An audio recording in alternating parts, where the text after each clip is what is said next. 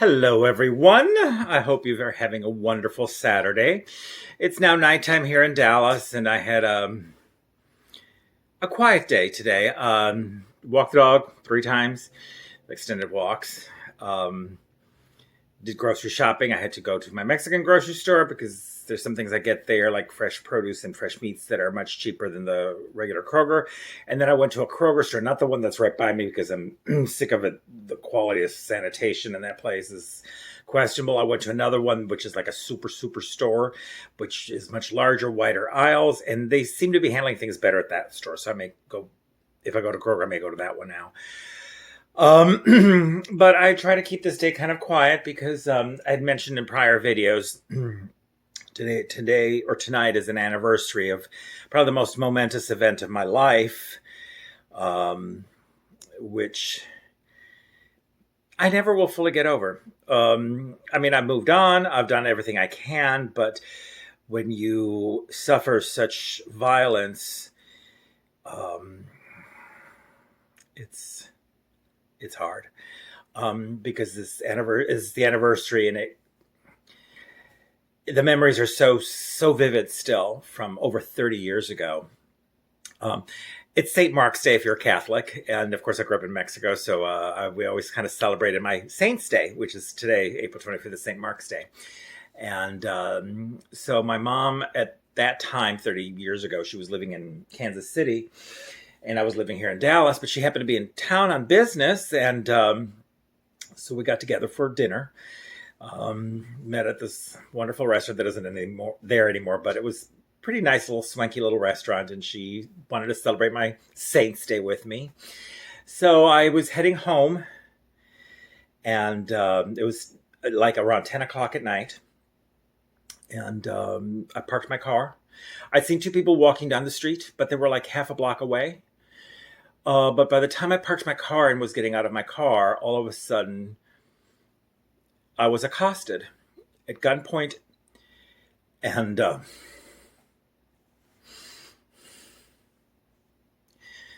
with a knife up to my neck. I was abducted.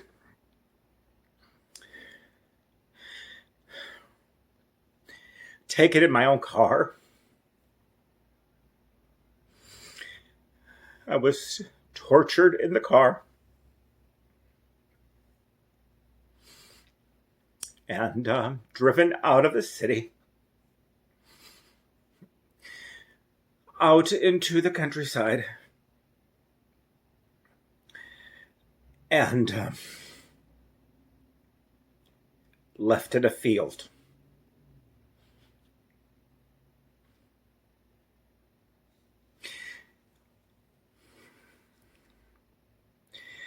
I won't go into all the details of what all happened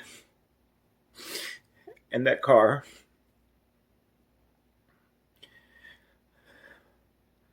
But I obviously survived it.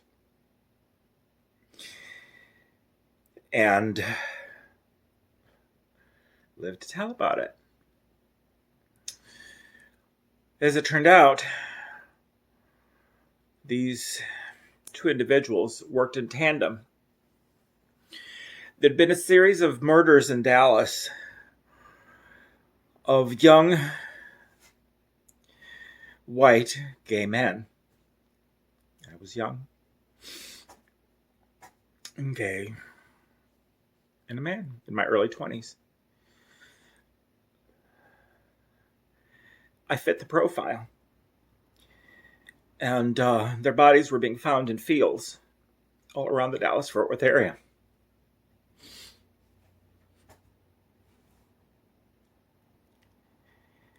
Of course, we didn't make the connection quite at that point in time. It wasn't until later. But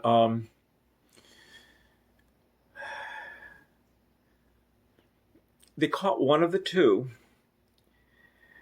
because my abduction was witnessed by a neighbor across the street who notified the police as to what she had witnessed. So, of course, she didn't know who I was or which apartment I lived in. I was just walking towards my apartment, but it was in a courtyard. I was accosted in the parking lot, but not my apartment faced a courtyard. Because I was dropped off and to this day, I still don't remember what county I was in. I was not dropped off in Dallas City proper or in the Dallas County. Back then, we didn't have the internet. So they didn't connect my abduction with the neighbor calling to inform that I was being abducted to where I was found later. But the police, because the abduction had already happened, they took their time to go take the report from the woman. When they arrived, the two men who had disposed of me had gone back because they had witnessed the fact that they were witnessed. And they were trying to break into that woman's home when she had to call the police again. And they caught one of the two. It went to trial. And he admitted indirectly. He was claiming innocence. But then at the trial, the man was very mentally unhinged. He never ratted out who his partner was. He looked at me and told me he'd kill me once he got out. So he'd said that he didn't know who I was, and this was a false accusation, but in the trial, he just identified me during the trial. It shut the trial down, and then he admitted guilt. He was given 7 years, but because he had cocaine on him, he was given 20 years for that.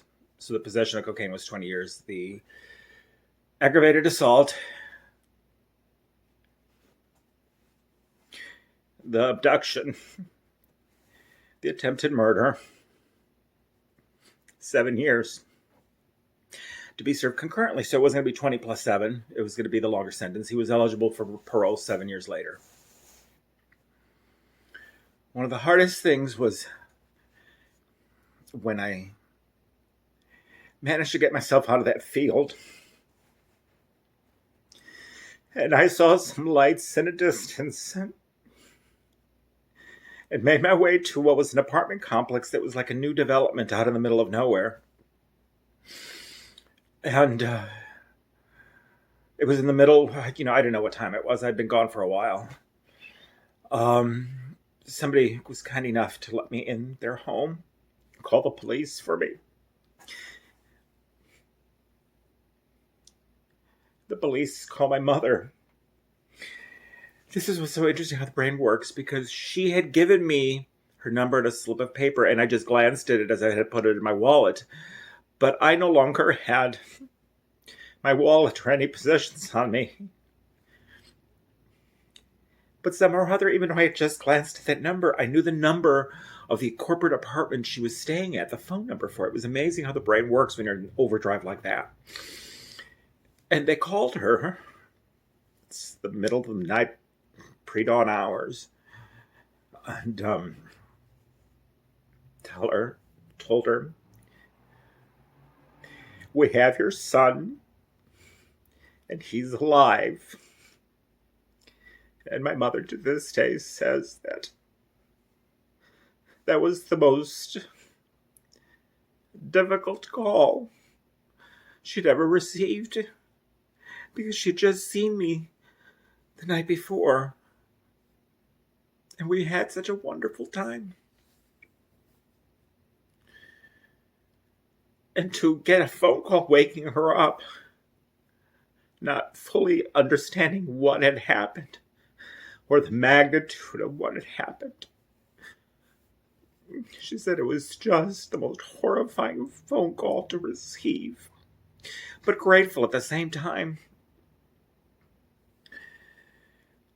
Needless to say, this, you can tell, was very traumatic.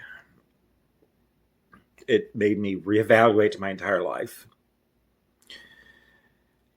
It made me appreciate living, because just like that, it nearly came to an end.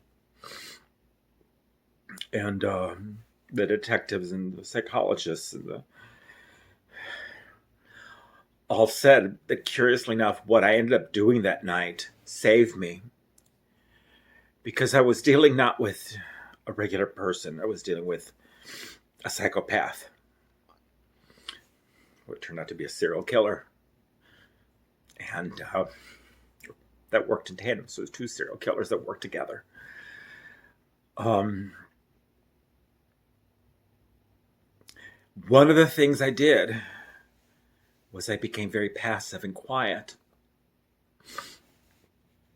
I didn't cry out. I didn't beg for my life, because I realized that no matter what I was going to do, it became very evident to me as I was thrown into the back of my car, and he sat behind while the other guy drove my car. He was playing and torturing me with a knife. That my life was over. Something told me this is the glee they had over what they were doing to me. And I had attempted to talk to them, and they told me to shut up. So, which I did. But even though they were still trying to provoke me to react and to say things, I didn't. So, usually you're supposed to fight tooth and nail so they don't get abducted. That's the normal thing to do. But part of the fun for somebody like that is the hunt, the chase, the hunt, the reaction, the pleading, the screaming in pain, or the reaction of their victim. They got bored with me because I didn't react. I didn't do what they were hoping I would do. So they didn't finish me off. They drove off and left me in that field. The good thing that came out of this, though, because there's always a weird rainbow of hope that comes out of such a horrendous situation, was I, at the time, was a ballet dancer and an actor. And I pretty much stopped doing everything for months. I kind of dropped out. Part of it is I had to move immediately because they knew of my address. I was the only witness. The neighbor had disappeared. So they couldn't locate the other witness. So it was going to be my word against them or against him. And I had to disappear, basically, because, they don't post police officers at your door. Because there was one person still out there who were afraid something would happen to me. And if I died, I'd be the only witness.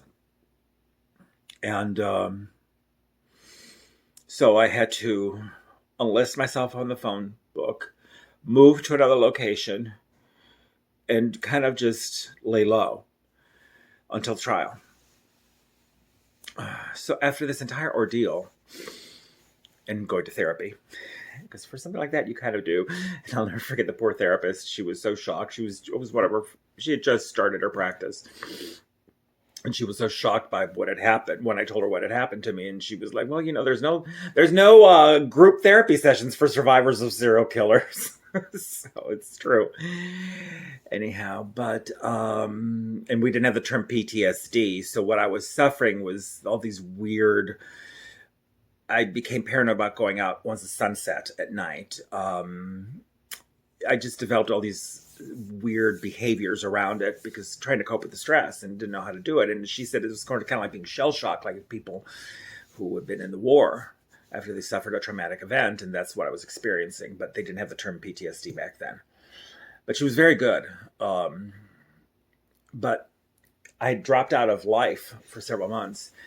And I decided to go ahead, and she encouraged me to try to get back into life, because she said, if this was such an extreme event, it could destroy your life emotionally. You could be destroyed for the rest of your life, and it would be understandable.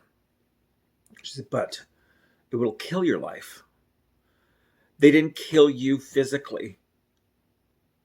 They did not kill you physically. So if you let this kill your life, they won. They succeeded in destroying you. And you know what? I'm someone that's a bit prideful. And I was like, oh, hell no. I'm going to make something of myself. So I decided to go ahead and go back into theater and to dance after like months and months of nothing. And someone that I knew by the name of Matt Posey suggested that I write a play about it and do it from the perspective of the victim, because whenever you see plays about people getting murdered or people that end up being serial killers, it's always following the story of the serial killer. You seldom ever see it from the victim's viewpoint of the survivor. So I did. I'd never written a play in my life, and it did well. And next thing you know, I could add playwright to my resume. And since then, I've written over 30 plays. And so I have a career as a playwright too, besides being an interpreter. That's my freelance job. And obviously I have my own theater company, but nothing's going on with this COVID-19. So yeah. But it's interesting because I've had this it developed a dark side of me, because when you go through such an experience, I'm a very sunny person, as you probably can tell from all the videos. I'm pretty sunny, though I do get emotional at times. And I try to be optimistic as much as I can. But I do have a very dark side, and this really tapped into it. So I've written some plays with psychopaths in it as characters. And it's probably why I do so well when I go to interrogations, because I spent some quality time with some psychopaths that night. So I got to understand them because I experienced them firsthand. So as a playwright, I've written a couple plays that had psychopaths in them, or killers or serial killers in them. And I've had people come to the theater that were therapists or psychologists or psychiatrists, and then afterwards they want to meet me because they're like, you have an understanding of that kind of psychosis, and the way you present in your play is so spot on. How do you have a degree in psychology, or how is it that you know so well how a psychopath thinks and operates? And of course, I don't go into the detail because the general public doesn't always need to know, though I'm confessing this on YouTube. But I'm not shy about what happened to me. It did happen, it was something that happened. And it will haunt me for the rest of my life. I wish it didn't. But one thing I've learned to appreciate is life matters. Life really matters.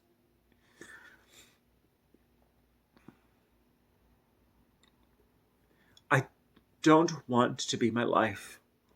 I don't want my life to be in vain. I want to be remembered. I've written over 30 plays, so I have a bit of a legacy now. No, I'm not famous, but I've made my stamp on this planet. Because that night, I realized that I really hadn't done much with my life. And once I died, and everybody who knew me died, the memory of me would vanish. I would truly be gone forever. So oddly enough, that also served as a motivator to make my life count. We have to make our lives count. We need to leave a legacy. We need to leave our footprint, and not just for those immediately around us that know us. Do something that matters. At least for me. That was the lesson I learned too from that night. So this whole thing with the COVID-19 and the coronavirus. When people are so nonchalant about, well, if people get it and they die, they have not experienced their own personal mortality like I have. I can tell you that. They never had to confront death. Where you have to make the final thoughts of what your life was. Because that's the thing I kept thinking about in that car. What I wish I could have said, what I wish I could have done. And then realizing my life was ending. I knew my life was ending. And it was really on a whim that they didn't finish me off. It was just on a momentary whim on their part that they didn't finish me off. And that is why I'm still here today. But they made their intentions known prior to that, because they were discussing different ways of disposing my body. What they would do to my body. Not my life, but after they killed me, what they would do to it. And, so I realized at that point that, I was gone.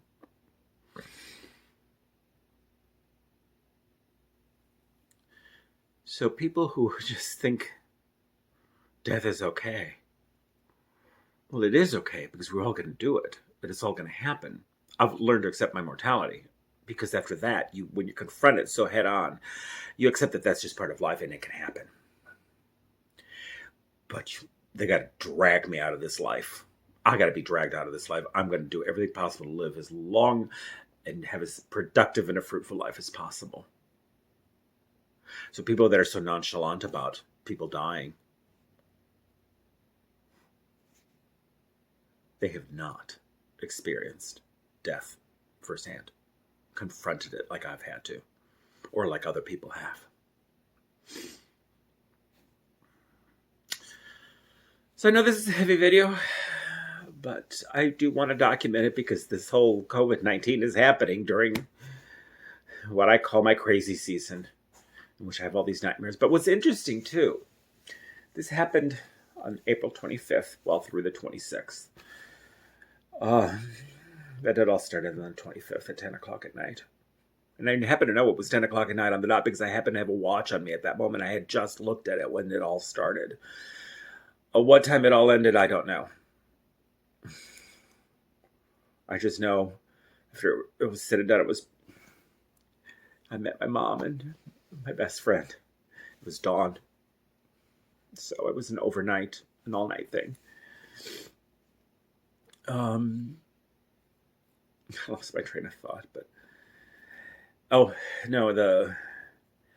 this feeling starts intensifying at the beginning of April, and it really reaches the apex tonight of panic attacks and anxiety, and that's why I've been exercising so much because it really does help. It really does help exercising to lower the stress. But oddly enough, once the day's over, once we get into the 26th, it's like this weight is lifted off of me. And it happens every year. It's like it's gone. Like I'm fine.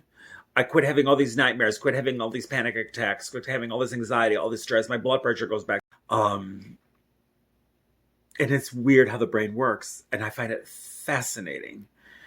And that the brain operates that particular way. And it's like I have to relive it every year on the 25th and suffer through it on the 25th all night. And then all of a sudden I go to sleep and I wake up and it's the 26th when I wake up and it's like, light. So I hope your day's better than mine was 30 plus years ago. But now you've gotten to know a little bit more about me. My close friends know about it. And as I said, I've written a play about it. So this is really not a secret. Because the play goes into much more detail. So it's not really a secret. And there's nothing to be ashamed of. We've all had horrible experiences in our lives. Most of us. Some more extreme than others. I've had probably the most unusual that you might ever run across. Unfortunately, as the therapist goes, there's not many people that survive a serial killer, so we're a very limited group.